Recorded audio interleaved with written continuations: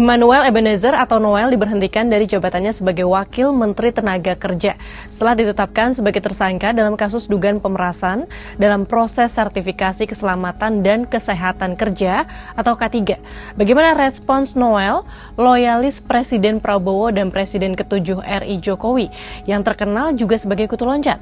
Lalu apakah Presiden RI ke-7 Joko Widodo membela Noel, sosok yang pernah berjuang di Jokomania dulu?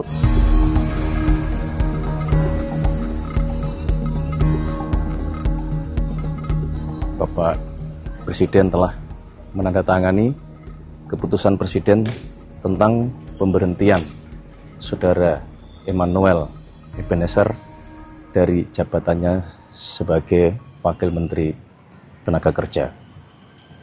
Selanjutnya, kami menyerahkan seluruh proses hukum untuk dijalankan sebagaimana mestinya, dan kami berharap ini menjadi pembelajaran bagi kita semuanya, terutama bagi seluruh anggota Kabinet Merah Putih dan seluruh pejabat pemerintahan untuk sekali lagi benar-benar Bapak Presiden ingin kita semua bekerja keras, berupaya keras di dalam memberantas tindak-tindak pidana korupsi. Dari gedung KPK setelah mengenakan rompi oranye, Noel berharap ada amnesti dari Presiden Prabowo Subianto.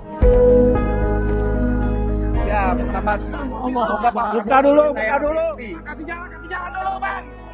Buka dulu, Jauh dari Jakarta, yaitu Surakarta, apakah Presiden Joko Widodo berkomentar soal loyalisnya di Joman?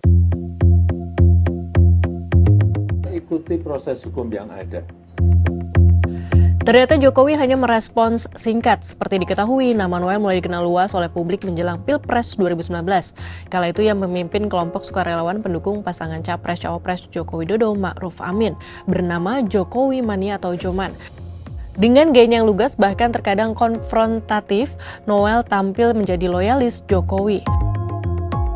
Selain Noel, Komisi Pemberantasan Korupsi menetapkan 10 tersangka dalam kasus dugaan pemerasan pengurusan sertifikasi K3 di lingkungan Kemenaker. Di dalamnya ada nama Direktur Jenderal Pembinaan Pengawasan Ketenaga Kerjaan dan K3, Fahru Rozi. Ketua KPK Setio Budianto dalam konferensi pers di Gedung Merah Putih KPK Jakarta Jumat mengatakan kasus ini merupakan suatu ironi. Sistem sertifikasi K3 yang seharusnya melindungi 145,77 juta pekerja di Indonesia justru dijadikan lahan pemerasan. Dari tarif resmi penerimaan negara bukan pajak atau PNBP sebesar Rp275.000, para pekerja atau perusahaan dipaksa membayar hingga Rp6 juta. Selain Noel dan Fahru Rozi, salah satu tersangka lainnya adalah mantan Direktur Bina Kelembagaan Heri Sutanto. KPK juga menetapkan tersangka dari level koordinator dan subkoordinator di lingkungan K3 yang diduga menjadi operator lapangan. Pemerasan berlangsung sejak 2019. Total dana hasil pemerasan yang terkumpul mencapai Rp81 miliar. Dana haram itu kemudian diduga didistribusikan ke sejumlah tersangka pejabat. Noel diduga menerima Rp3 miliar pada Desember 2024.